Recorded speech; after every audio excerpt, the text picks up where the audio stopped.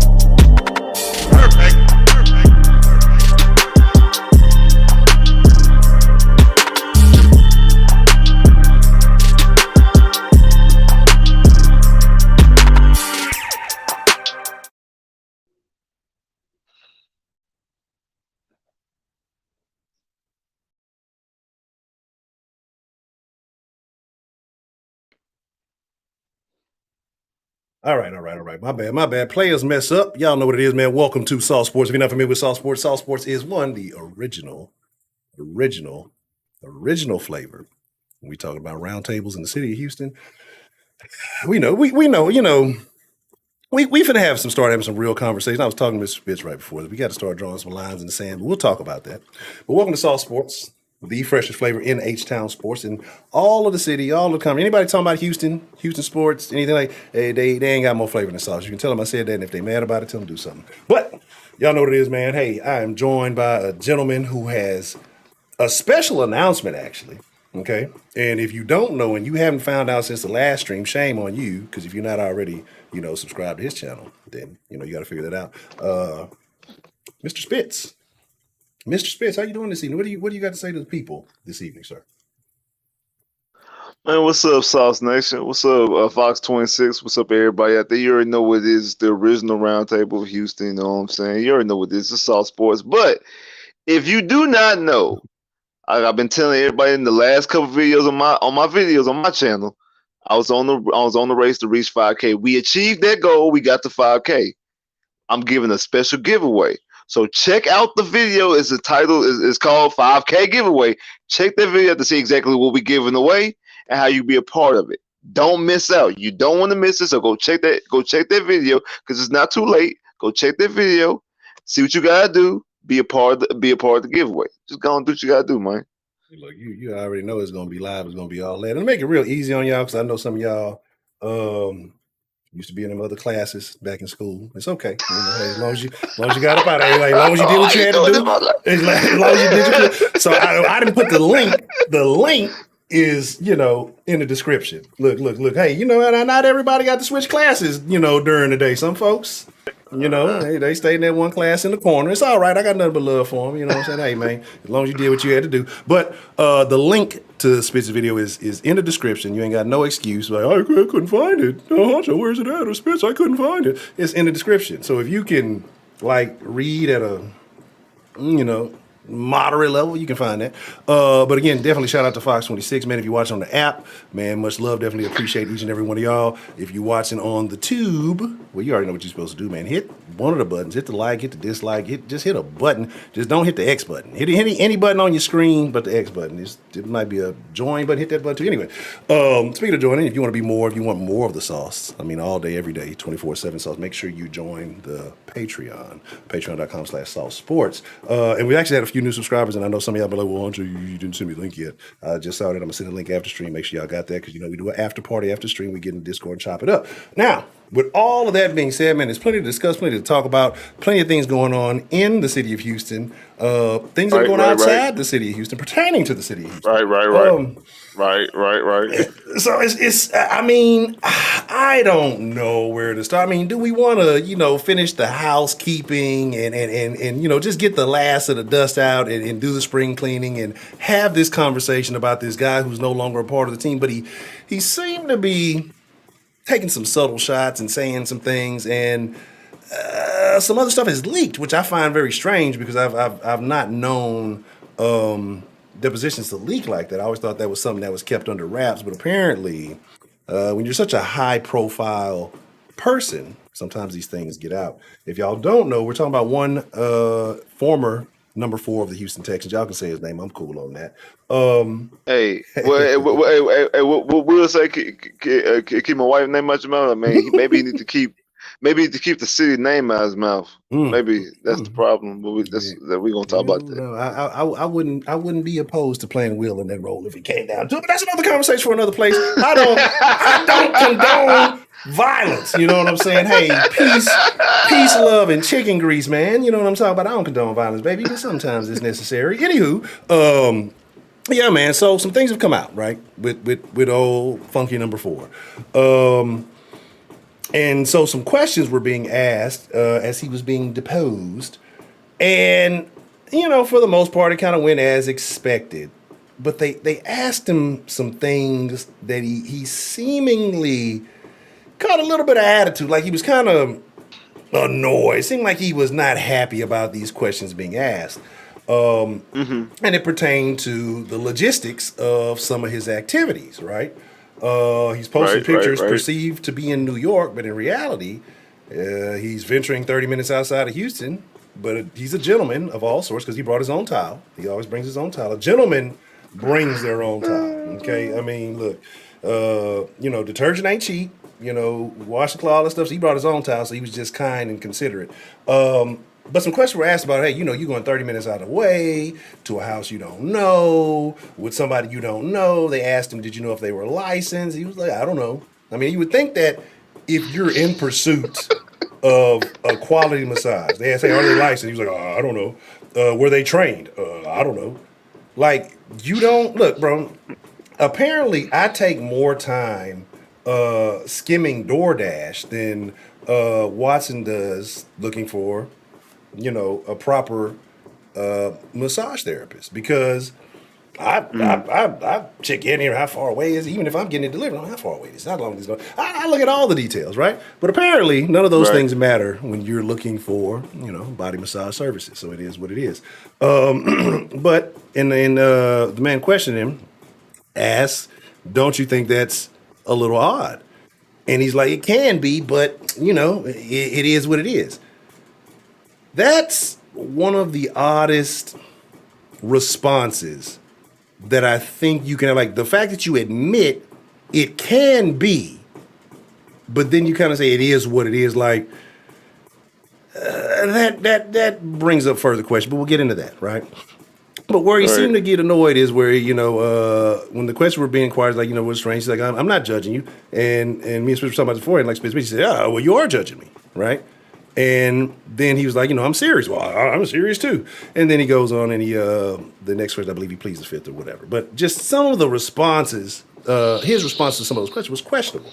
Now, Spitz, does that make you feel any particular way? And then you also mentioned, as we were talking prior to the stream, about another little solo interview you had, I guess, in the city of Cleveland. He said some things that you felt like kind of didn't go over well with you. I was going to say rubbed you the wrong way, but that's not an appropriate joke for this time and or place. This is a serious conversation. This is serious sports. We don't joke like that. But just, kind of gave off a bad vibe. What did you see, and how do you feel about, these depositions that got leaked? Like, what kind of went through your mind when you saw what you saw?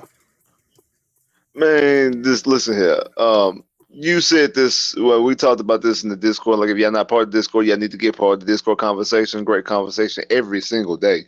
But we talked about this before, that it was a good thing that Deshaun never said anything until we traded him. Because if he would have said anything, had any type of press conference or any type of anything publicly, that would have definitely drove down his trade value even more than his trade value was with the whole allegations thing. Because look, I know people, we was out there crying and we're like, man, Deshaun needs to say something. He needs to say something. Why he want to leave? He needs to say something. And it's a good thing for us that he never came out and said anything, because the more he talks, the more he opens up his mouth, I lose more and more respect. He's a great talent. Don't get me wrong. Deshaun is a great talent. I still believe. I'm not going to take away your talent. I believe that he's still the second best quarterback in the NFL behind Patrick Mahomes. I'm not going to sit up here and act like that. Oh, because he's not on my team no more. No, he's still the dude on the football field. But outside the football field, when he leaves the stadium, he's very, very, I don't want to say peculiar or odd. It's just, he has a character flaw to me. I don't know what the character flaw is. You know how people say that somebody has an it factor on the football field or in the basketball court, that it factor can't describe it. He has a character flaw, and I can't describe it. I don't know exactly what it is, but there's something about him that he's not genuine. And the guy, like I said last week, what happened to the guy who gave his first game check to 3 cafeteria workers? I feel like that when it's all said and done, I feel like at the end of the day, he was fake. He was a fraud. He proceeded and act like he was one way when he was really a whole nother way. Everything that he showed us in the 4 years outside the football field, I feel like ended up being fake. End up being a character that he was trying to present to us, that he was this one way when he was really not. And it's just like, and the whole thing with him getting into it with Bugsby and saying you are judging me and all the type of stuff like that. Like it was just weird. Like I said, I never heard any depositions that'll get leaked out for anything. So but that does show what type of the day and age we live in. We live in 2022 when everybody has computers and cell phones and cameras, and you walk around every day with a camera in your pocket, with a computer in your pocket every day. So everything that you do is always documented, always put out in the public eye, put out for everybody to sit back and critique and break down and stuff like that. I mean, every time, you got people who just now build their channel off of Will slapping Chris Rock. They got all type of conspiracy theories and all type of stuff breaking down behind that one incident off of one moment. So people are always going to try to find something to break something down. So it doesn't surprise me that it has got leaked out. But what you were alluding to, what I told you that you weren't aware of, he had an interview with somebody from the media for the Cleveland Browns, like their personal media, kind of like the Texans, John Harris or Drew Downey type, like that type of person for Cleveland. And he was talking to him. He asked him, we brought up because Deshaun won a national championship at Clemson. One Deshaun flat out lied, because he brought up about Cleveland being out and then being back in, and he's like, well, Cleveland was never out. The media made it seem like Cleveland was out, but me and my agent knew that Cleveland was never out.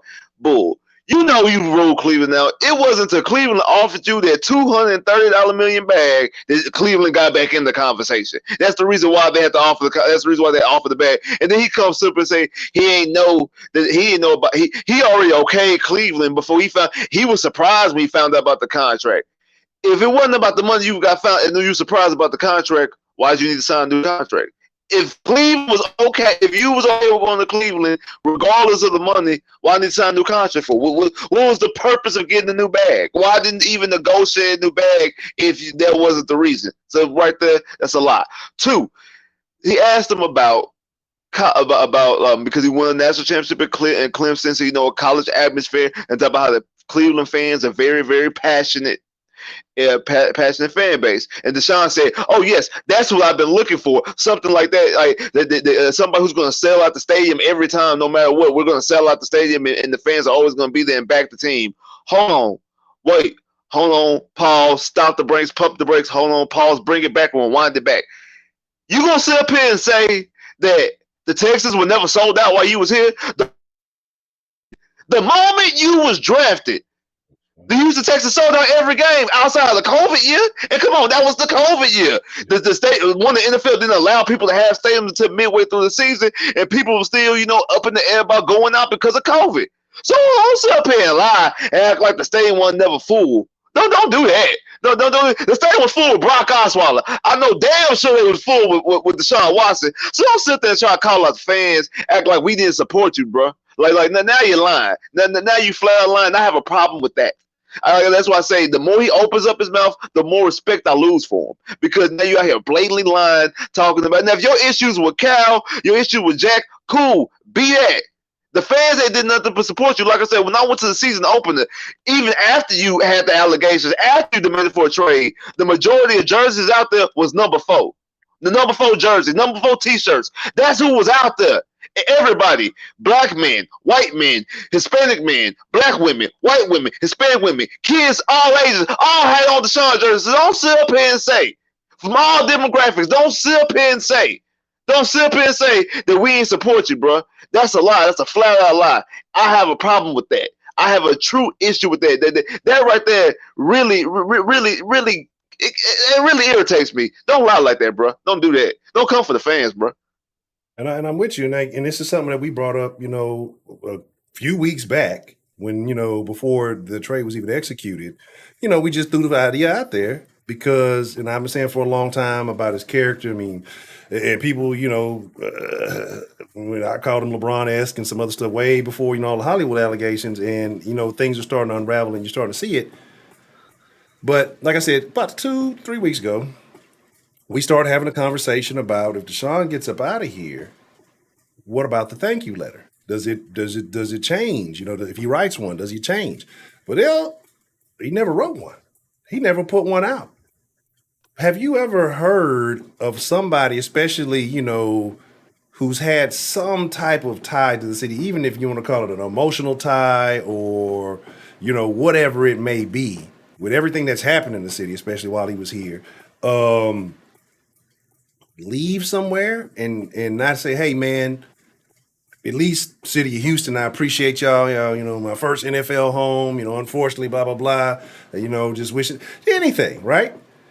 But not even that. I've seen players go somewhere late in their career, might get picked up halfway through the season, off the street somewhere, and then, they go on and move on and just leave, hey, had some good times here for the little bit I was here. Appreciate y'all, I'm gone. Like, just the lack of class to me, especially to be a quarterback, to be a quote-unquote servant leader, to be all this stuff he tries to portray himself as, and you can't do something so simple that everybody does, whether they mean it or not. To me, that shows a lot, and that should be a huge red flag for everybody, or fans or former fans. And you know what? And I'm glad you said that. I'm glad you said the word. I'm glad you brought up the word class, because that's something else that in the interview that he had with the media guy for the Cleveland Browns, he said that. He said this is a first class, talking about Cleveland, it's first class city. Cleveland Browns, first class organization, fan base, first class fan base. I get it. I understand. I'm not even about to come for that, because you got juice up, you got sauce up, you got to hype up and gas up the new city that you in, the fan base. I understand this. So I have no problem with him saying that. But he also says that you're getting a first class quarterback. A first class quarterback who's going to do whatever it is to change the culture and all that stuff. And my thing is this: if you so willing to go other places and change cultures and do all this, why you couldn't do that in Houston? What was so bad in Houston? Why is Houston the only caveat? Why is Houston the only place that you can't change said culture? Why Houston the only said place you can't grow? Like why is it this? Oh, we going like why we going in separate directions? Like it's a relationship breakup. Like you and your girl, like y'all grew apart. You and your high school sweetheart, y'all went off to college and y'all realized y'all want different things in life. Like that makes no sense. There's only one goal in the NFL. One. There's only one, and that's to win the Super Bowl. That's the only goal. That's the only goal. For all 32 teams have the same exact goal. So how can you say we going in different directions? Well, they're going. I don't get it. That's what I don't understand. I don't. Help me understand. Help me understand. Now, if you saying that they didn't go about it the right way, they weren't doing things to help you win, they were getting rid of play. We get that. The fan base would agree. You could say that.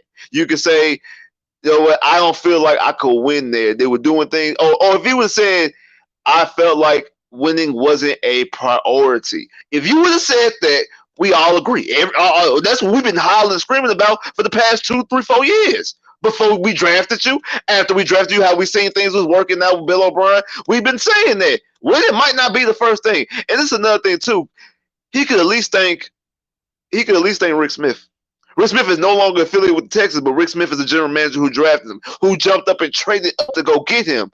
Traded to Cleveland, mind you, got the pick from Cleveland, but that's a whole nother conversation. You can at least thank Rick Smith for drafting you. You didn't even do that. You want to act like Houston never existed. And I'm kind of feeling like, because I've been through this with my Orlando Magics, with Shaq never wanted to be in Orlando. He always wanted to be in LA because he wanted to be with the glitz and glamour in Hollywood and all those types of stuff. He always wanted to be a Laker. Because even after we drafted him, his agent made a joke to our general manager and said, all right, now trade the pick to LA. Like he was joking, but all jokes have some form of truth to them. Yeah. It's slightly. So he was saying it tongue in cheek, but it was a joke. But you see, as soon as he was a free agent, he made a beeline to LA because he never wanted to be in Orlando to begin with. I feel like that's the real reason why Deshaun got traded and asked for a trade. He never really wanted to be here to begin with. He never wanted to be in the state of Texas to begin with. And he can't still go up there and say that because people be like, really, dude? Really? Yeah. Really, dude? But the reason why he signed the contract, I told y'all guys this the other day, I feel like Deshaun seems like a person who's a people pleaser. Mm-hmm. So because they offered him the contract, he signed it. It's just like, if you ask a girl to go out on a date with you, she really ain't feeling you, but she want to be nice. She'll just go on the date. She'll say, "Yeah, I'll go to the school dance with you." Like she really don't want to go to school, but she just don't want to be that girl to be mean. So she'll just say yes to you. So I feel like that's the reason why he signed the contract, because they offered it to him. So he just said yes to the contract, but then end up when he found out that he had the power to move, he be willing to move. And I told you this before we did the stream. I'm gonna tell everybody this now. I don't believe that he's going to finish that 5 years in Cleveland. I don't. And if he does finish that 5 years in Cleveland, he won't sign another contract. I don't feel like he's going to finish his career in Cleveland. No, absolutely. I just don't. He strikes me as a guy who's going to be a team hopper, a team jumper, like a James Harden, like other guys. I feel like he's going to be a guy who's going to try to force his way out, hop from team to team to team. I just feel like that. I'm kind of in the same boat. Like I said, like when you mentioned that to me, and I was like, I feel like once all the civil stuff clears, I expect the fans in Cleveland to see a different side of, number 4. Now, there's a couple of questions. I see y'all in the chat. Some of y'all agree and disagree, so we're going to definitely address it. Hey, man, the fresh ingredients is what makes the sauce. And I know some of y'all been getting at me, Honcho, you haven't been, mixing in the fresh ingredients lately. And you're right. And I apologize because the sauce is built on the fresh ingredients. That's what makes the sauce liver than anything anybody else is doing Houston related. It's y'all, man, because again, me and Spitz, we can hop in the Discord. We can chop it up all day. I can call Spitz up, hey man, woo. We can chop it up all day. But the fact that y'all are a part of this conversation is what makes this great. So I see a couple of questions. Shout out to my guy Derek. All right. And you got a good point, but I think that you got to look at it in context. So you say, remember, this fan base pooed on him because he was quiet. Now we mad because he didn't say thank you to a toxic fan base. Come on, man, which way is it?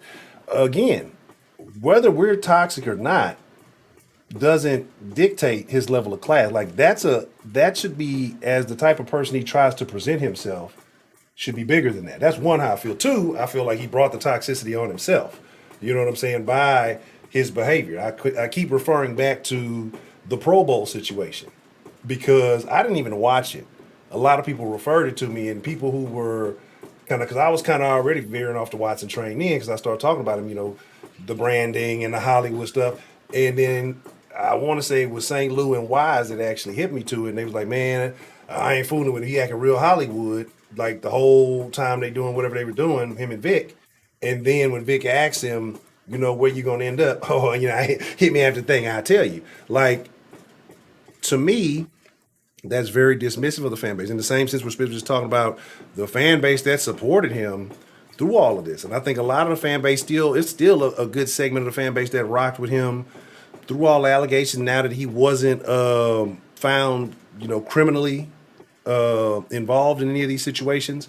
And I know people who even claim they going to Cleveland with him, right? But I've seen Cleveland Browns fans jump off the ship. All I'm saying is it shouldn't matter because you've seen players go places and fan bases turn on them before. Every fan base has some level of toxicity, if that's the word we want to use. Yes, You know what I'm saying? Yes, and so yes. older players who ain't just, as good as they were in their prime who are venturing on, you got people who will turn on them, but they'll still say, hey, man, thank you for the career. Hey, thank you. Like you don't, what's the saying, throw the baby out with the bathwater? There was a lot of people here that supported you, that still support you. That's who that thank you is truly for. He ain't got to thank me. Y'all know how I've been feeling about it for a long time. But as an outside observer, I'm just saying, like, I'm presenting myself as servant leader, and I'm here for this, and I just want to get back to the brand where I'm hands on, and we're going to talk about that hands on statement, where I'm hands on with the team. You know what I'm saying? And I'm not even trying to be funny. The jokes be accidentally coming out anyway. But where he was talking about he was hands on in the city of Houston. I got a question for y'all, right? And this is what I was asking around till we were in the Discord. Have you ever seen Deshaun Watson hands-on? And here, let me define hands-on because this was a big discrepancy that we had. There's a difference between donating money to, a cause that you support and then actually getting out, and what I think hands-on is, putting hammer to nail, labor, or things like that, like showing your face, actually getting out there, you handing out water bottles, free throwing paper towel, whatever, like hands on, being out there with the people, amongst the people, showing your face. Because especially when you that rich or you got that kind of stuff going on, the time, your presence, to me means a lot more than the money. Like, trust me, money counts. We know money's important, but I think those kind of things are the things that make those lasting memories. So now, with all that being said and defined, in the chat, when have y'all seen Deshaun Watson hands-on in the city of Houston? We talking about the man who got a camera everywhere he goes, just like you said, got a camera in the pocket. Trust me, from what I've heard, I don't follow him on all the social media. I don't do like Snapchat, and I'm terrible on the gram. But from what I heard, he flossing all the foreigns and doing this, looking like a rapper, and every day he switching up private jets, like all these things. Like I got a partner who has no social media, who knows all this type of stuff. Like it ain't like the biggest chunk. Like so, apparently it's a big thing. When have you seen him hands-on?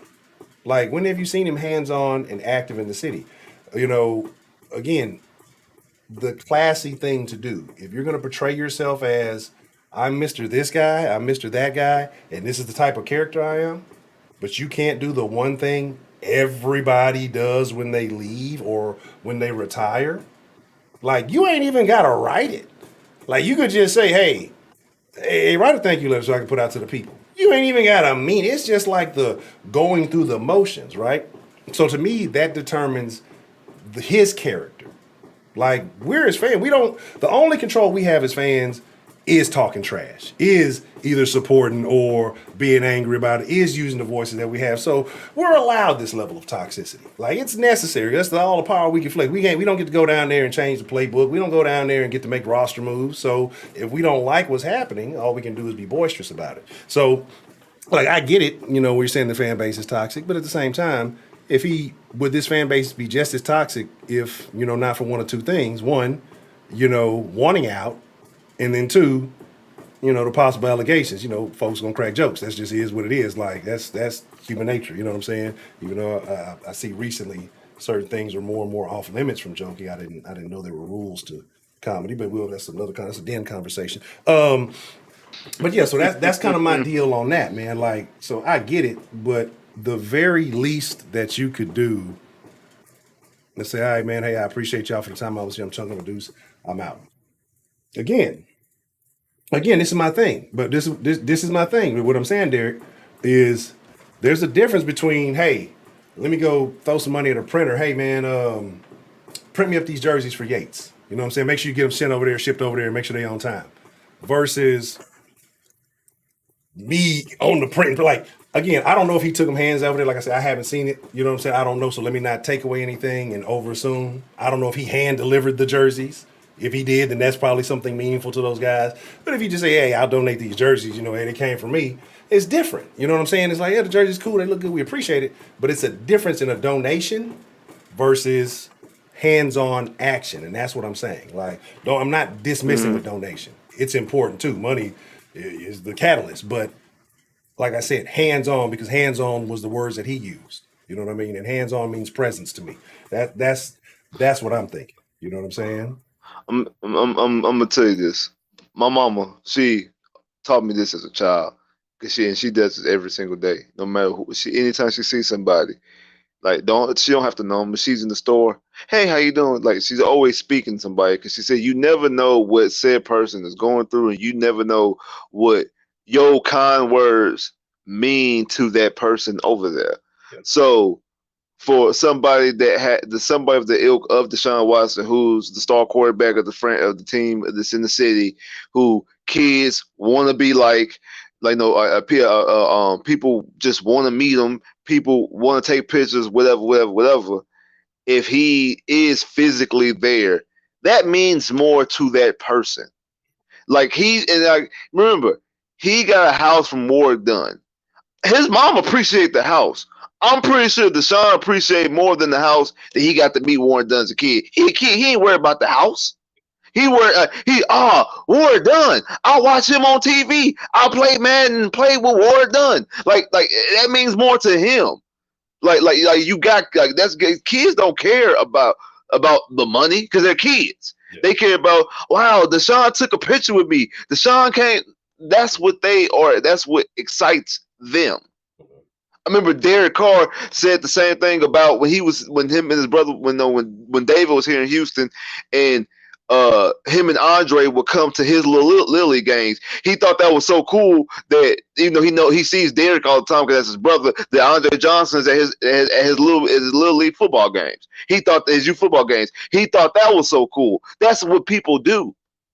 So that means more when you're actually there. And like I said, we don't know, because I know I ain't never seen Deshaun in person, but I ain't gonna sit up there and say he wasn't out there. I just ain't never seen it or heard about it. I know about Andre.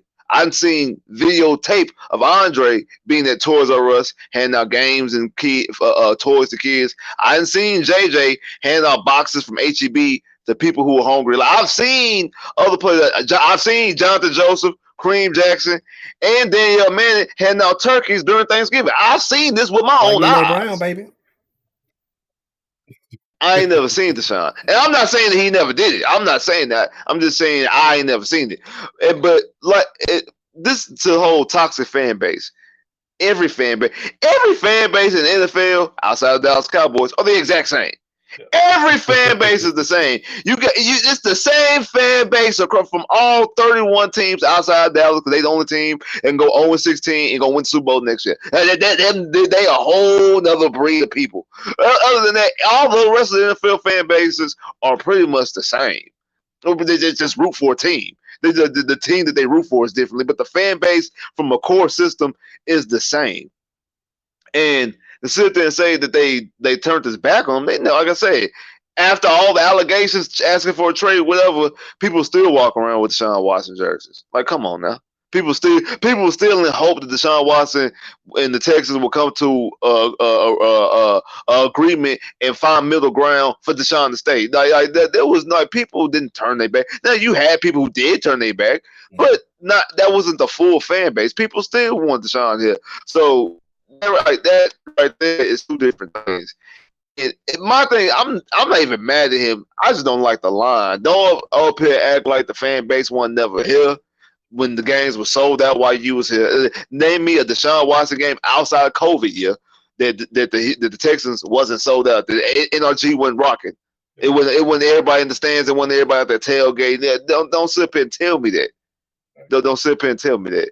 And then him also saying that the Texans did him wrong last year when the Texans protected him and coddled him, made sure that he was out of the camera's eye. They could have put him on the stands and had him, hey, you gonna do a press conference today. Mm-hmm. You and name any player who is inactive and is not at the stadium on the sideline. Right. Deshaun Watson is the only player that was inactive every game on the physical roster. He was on the 53-man roster. It was not at any game, none this season. At no game at all this season. Anybody who's inactive is on Larry Tunsil, jersey or not jersey, a t-shirt, a hoodie, just sitting on the sideline. He was never required to do that. Never. He was never required to do that. Never, not once a bit. He was never required to do that. Why? Because the Texans protected him. While him and Jilly going out taking trips overseas in the middle of the NFL season, they allowed him to do that. They didn't allow. Hey, you ain't gotta come and practice now. Mostly because they was done with him. They basically washed their hands. They ain't want nothing to do with him no more. But still, they coddled him and protected because they could have made him. Hey, no, you bring up me personally. I'm petty like that. Now you coming to that stadium. You gonna work out. You gonna practice. Yeah. You gonna be at the game, or else I'm gonna find you. One of the two. But they showed him. I'm just not for the lies. That's all. Yeah. That's all. Like you said, I've never seen such a thing. You know, whether the player was wandering around or not. You know what I mean? Like, and so that's what I'm saying. Like all these allegations against the Texans being this, that, and the third. Like you said, they basically gave him a layup. You got a free $10 million basically for nothing. You didn't show up. You didn't do nothing. All you did was take trips and block people on Twitter. You know what I'm saying? Like, so again, it's just like it like, and then when he said that, yeah, we were going separate way. No, you go the way of the organization. The player don't go a separate direction. You know what I'm saying? Like that's when you sign them contract. When you sign on to whatever, you're signing on to everything that's going on. And like, I get it. Were the decisions bad? Were there some bad moves? Absolutely. But like you said, Mr. Culture Changer, Mr. All this, you know, bigger than this, that, and the third. Well, why you couldn't fix that? You know, why couldn't you resolve that situation? But again, like, yeah, because they could have, like I said, I'm just like you. It would have went from Ed Honcho to Petty Eddie, and it had have been on the sideline and on the cool, and whoever the coach was, I'd have him standing right next to him. Like, it would be a spectacle. You know what I'm saying? And they look, let me talk about it. Like, you're going to be on the forefront. Because think about how many times during the games that he was not at, he was not even present, that they still mentioned what he had going on. They would show infographics of, 22 accusers and this and this, and this. Imagine how bad it would have been had he actually been on the field. I mean, think about some of them games where Texas was getting washed. You know what I'm saying? It's a blowout. Ain't nothing to talk about. Let's talk about Deshaun. And it would have been a whole half of football talking about all the stuff he going on and him showing his face looking stupid and all that. So they did him a huge favor. What you got? And that's the reason why I believe the Browns are not going to trade Baker Mayfield. And this is directly tied to the Texans. This is directly tied to the Houston Texans. Because he's sitting up here and saying that he wants to clear his name. And to be honest, he right now he basically got to. He didn't went down the rabbit hole. He got to finish going through the process, and he might as well go and try to clear his name because he can't settle. Actually, as of right now, no, because the NFL wants him to. I'm pretty sure the NFL wants him to settle. But like I said earlier, now that he's worth $230 million, if I'm Bugsby, I'm trying to get a whole big bag. I'm trying to get. We're not just selling for $100,000 no more. Now we selling for $500 a piece, $500,000 a piece at minimum. Now, I know you worth $230. Yeah. So now it's like now he's like, damn, now I basically got to go through the process. And if he go through this process, the NFL does not want Deshaun Watson to step on that field with 22 allegations, even though they're not criminal, even though they're civil, because that's going to be the top one. Can you imagine Monday Night Football game, Thursday Night Football game, Sunday Night Football game? That's the first thing they're going to talk about. Is him having any time as a break. They're gonna talk about Deshaun in these cases. The NFL don't want that. Now if he's clear or he's settled, they might mention it the first game here. But if it's an ongoing process, if it's ongoing, they're gonna talk about it. If it's ongoing, they're going to talk about it anytime he's playing. The NFL do not want that on the field. They do not want that in the field. So I'm thinking that's the reason why Cleveland it doesn't really want to get rid of Baker, because if Deshaun gets suspended, because that's what the NFL do. Hey, we'll put you on the exempt list. We'll suspend you. We'll put you on the exempt list. That way, when all your cases get resolved, then you can come back and play football.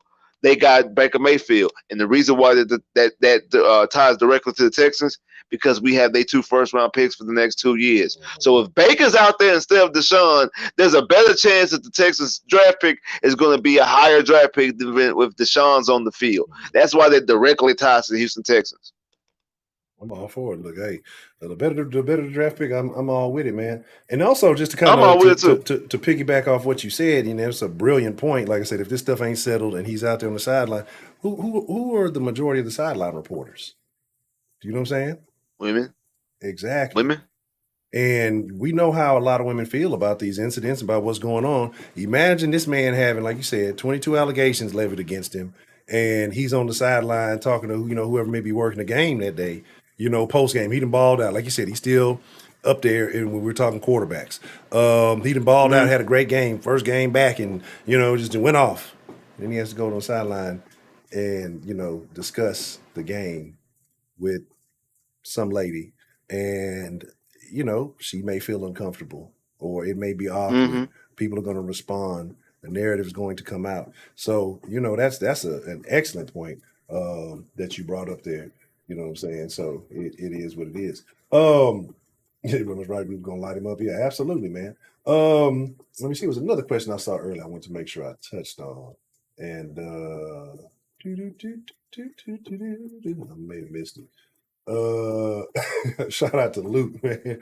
He said Ford did get out there amongst the people at least 22 times. Terrible. So yeah, I consider leaving a thing a letter or a tweet. Shout out to Zero Tux Given.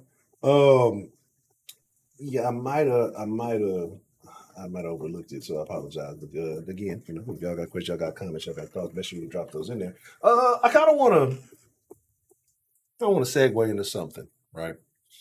Okay. Into it's kind of two things. So there's been some changes that have happened right now. I think it's what the NFL annual meetings going on. Right. And I think Casario and Lovey are out there, so shout out to them.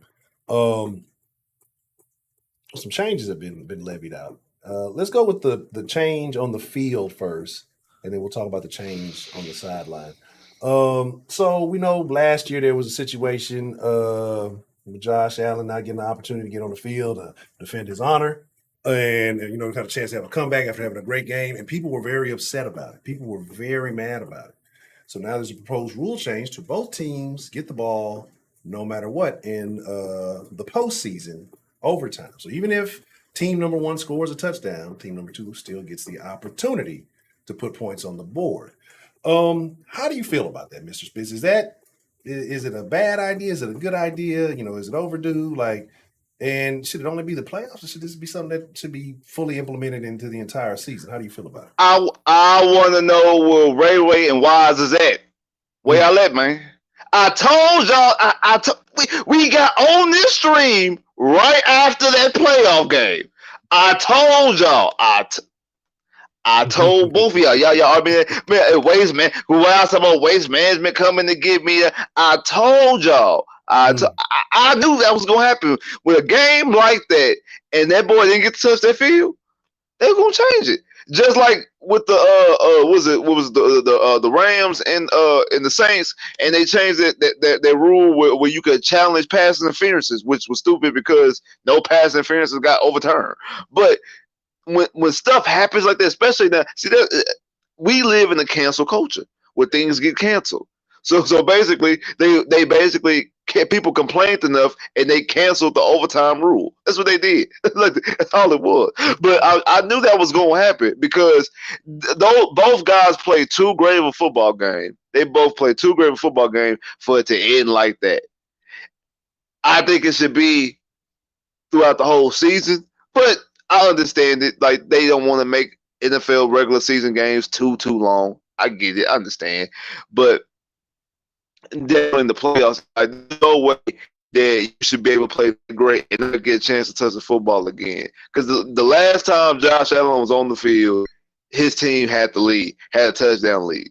The last time he was on the field, or whatever, I forgot what the lead, but he had a lead. Last time he was on the field, his team had a lead with less than a minute left. I think it was like, might have been 13 seconds left, if I'm not mistaken. He thought he won the game. And then it go from 13 seconds, you have a lead, to tied, to lose, and you never touch the field. You never touch the field in that span. That's problematic. That's problematic. Yeah, I know people saying the defense got a job to do.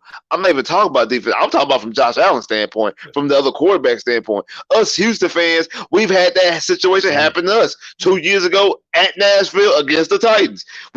Deshaun throws a touchdown to Brandon Cooks. The Texans have the lead. Then next thing you know, our defense lets up an AJ Brown touchdown, and then Derrick Henry goes off in overtime. We never see the football again. That's the whole Deshaun Watson. And now that kind of holds a little bit of weight now. That frustration and how he kind of stormed off like a kid, throwing a little temper tantrum. But that's neither here nor there. But that kind of holds a little bit of weight right now. But that's the whole conversation for another video. But in saying that, we've seen this movie before, so it makes all the sense, especially in the playoffs. And I got so Wise and Ray, I know you're probably gonna get me into Discord. I welcome all the smoke. I told y'all this was gonna happen. I told y'all. So, and I want to make sure to remind y'all. I've got it up there already. Don't forget the Spitz 5K giveaway link is in the description. First link in the description. So, links, they be blue. You know what I'm saying? The rest of the text be like black, and the links be like blue, or sometimes the text be gray, but the links are blue until you click on them and they change color. So, like, if you don't see that highlighted blue text, click on it. You ain't even got to read. I'm giving you like visual cues here. I know some of y'all, hey, look, I know, in about 7th, 8th grade, when everybody had to read the paragraph out the geography book or whatever, and teacher called on you, you got a little shaky, you got a little nervous. I know, you ain't want to read it out loud. I understand, I get it. So I'm trying to help you out. Hit that blue link. But yeah, man, and it's just like I think it's a good rule. I would just like to see it fully implemented, because I think then what happens is you have one of those good regular season games. It's a divisional game, and it's an outcome that can determine a division winner, and then it changes course. So I think you get it this year in the playoffs, depending on if it gets utilized or what happens. I expect to see it expanded to the full season. To me, it just also doesn't make sense to have two sets of rules. You know what I mean? You got a playoff set of rules and a regular season set of rules. It should just be the same across the board. That's kind of how I feel on that one. It's gonna happen in the Super Bowl. That's when you're gonna see it. It's gonna happen in the Super Bowl. That's when it's gonna pop up. It's not gonna get utilized none throughout the whole postseason to the Super Bowl. That's what's gonna happen. That would actually. You heard it here first. That would be epic. That would make it for a great Super Bowl. Well, depending on who's playing in it, that would make for a great Super Bowl. One, no Mills slander. No Mills slander. Ray didn't hit you with the Will Smith. Prior, post the post slap statement. So you know what he's saying. Shout out to Ray. Shout out to Platinum and Gold. I already told you, man. All right, and I want to jump to the other conversation. The kind of sideline thing. So NFL puts out a statement, and basically, I guess they've done their due diligence. And their research says most new head coaches tend to come from the offensive side of the ball. They tend to be, offensive specialists. So now they're implementing a rule where every team has to have a minority offensive assistant of some sort, right? And I don't like it, right? Because to me, it's it's just an continuation of the Rooney Rule. And what has the Rooney Rule really benefited? Like, has anyone really come up off the Rooney Rule or become especially a black head coach that wasn't already a black head coach prior to the Rooney Rule? It's optics. It's that's all it is. It's optics. It's people playing the game. It's to make it look like a certain way, just like the whole moniker, the customer's always right. You know damn well the customer ain't always right. It's the customer dead wrong. But it's to make it look good. Just like when you go out to eat and or go somewhere that says 99, like $5.99, that's $6, but the 99 look better than the $6. It looks better. That we're going to do this. Like I agree. I'm not big on tokens. Like you can't sell me wolf tickets. Like I'm not big on tokens. Like I already know that people just interview minorities just to get over the rule and end up hiring whoever they want to hire to begin with. So what was the point? It was null and void.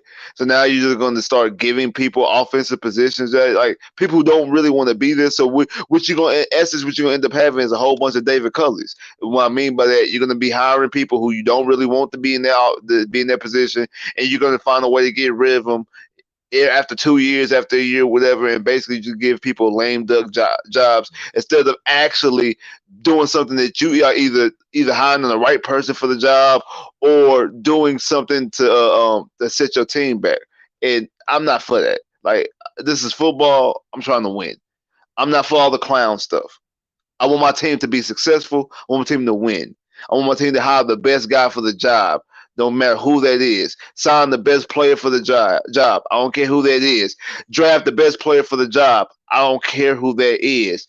I'm trying to win the Super Bowl. I'm not trying to please people. I'm not trying to make political statements. I'm not trying to make racial statements. I'm not trying to do racial movements. I'm not trying to do we all shall overcome. That's not what this is. This is sports. Straight up. This is sports. It's not nothing political. This is not none of that. This is not social injustice. This is sports. Sports. There's only one goal, to win the Super Bowl. That's what I'm trying to achieve. That's what I want my team to achieve. All the rest of the stuff is fluff. All that is fluff, just to make people feel good. I'm not care about making people feel good. You know what's going to make people feel good? Winning. Winning makes me feel good. Buying championship shirts. Yes, Jameis Winston style. Eating W's. Yes, buying championship shirts. Doing Super Bowl parades. Gonna make it to an AFC championship game. That's what makes me happy. That's what pleases people. Do that.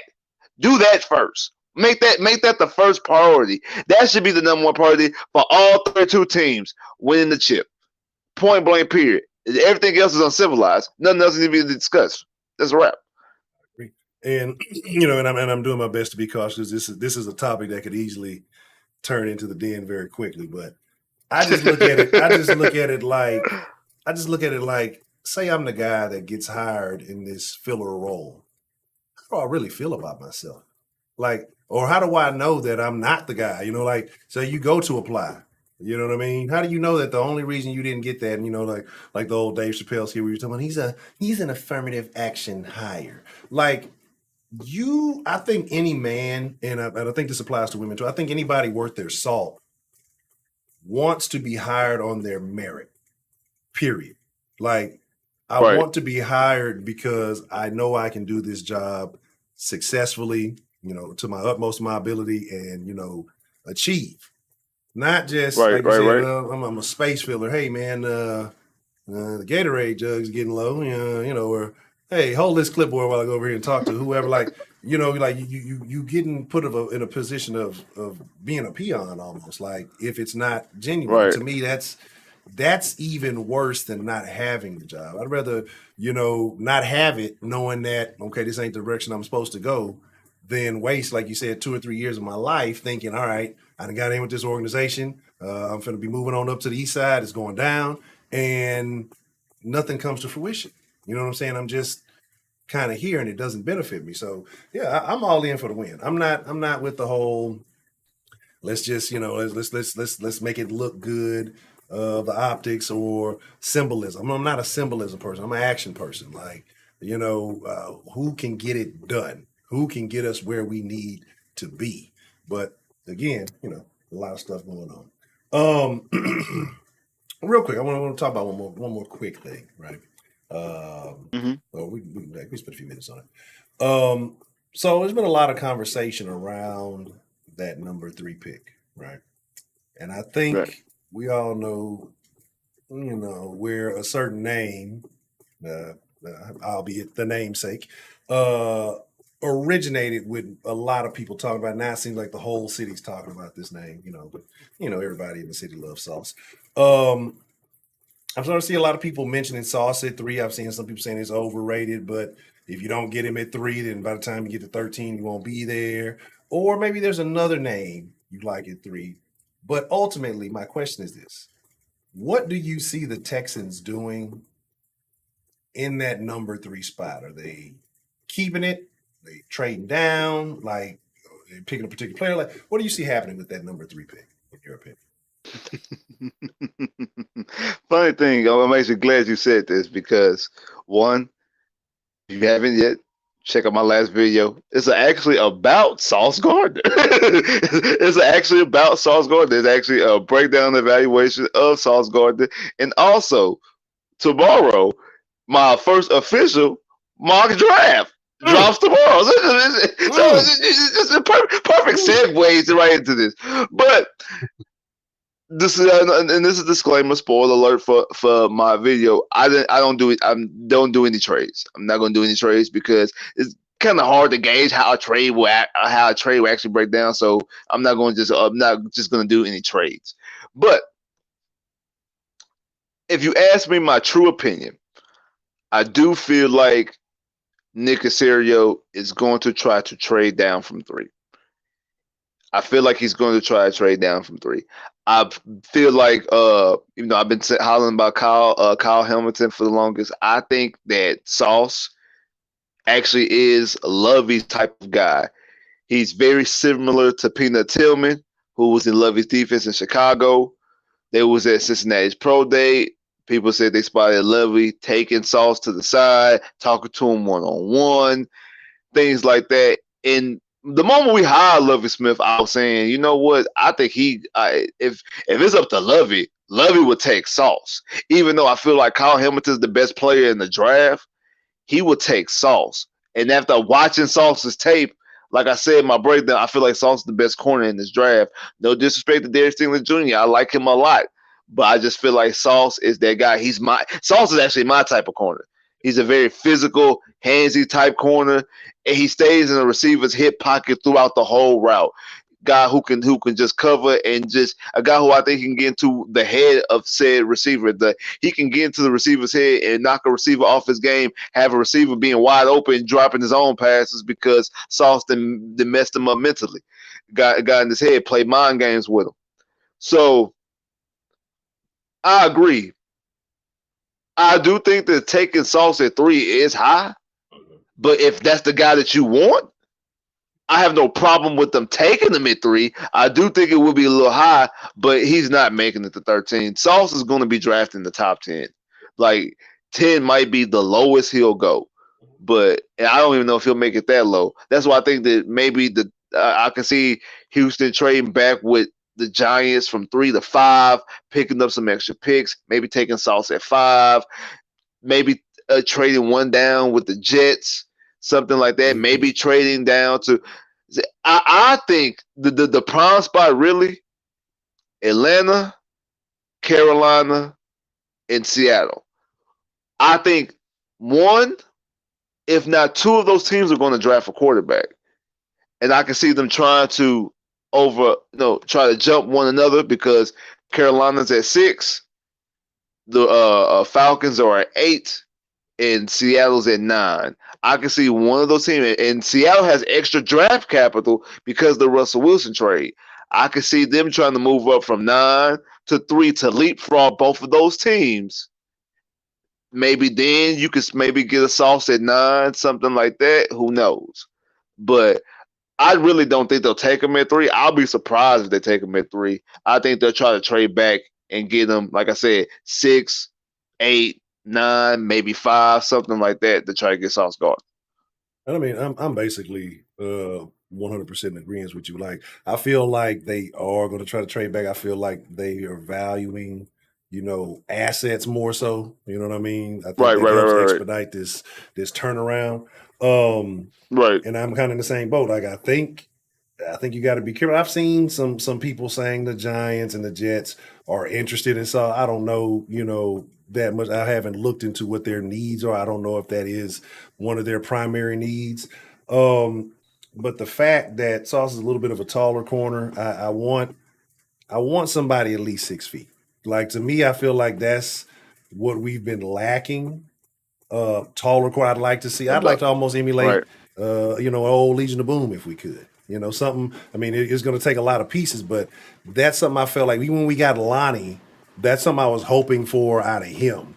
Just being a little bit tough. We've had great corner. We had good corners come through here, but sometimes it's just a play you just a little too light to fight. You just a little bit too short to make, and that height matters. So I like Sauce a lot. Again, the namesake. Trust me, if the Texans get never gonna shut up about it ever. Like until he retires or is no longer a Texan, y'all just gonna have to deal with it. And all y'all who already hate the South, boy, boy, boy, if you don't get right, you best believe. Anyway, but I'm kind of in that same boat. I see the Texans trading back.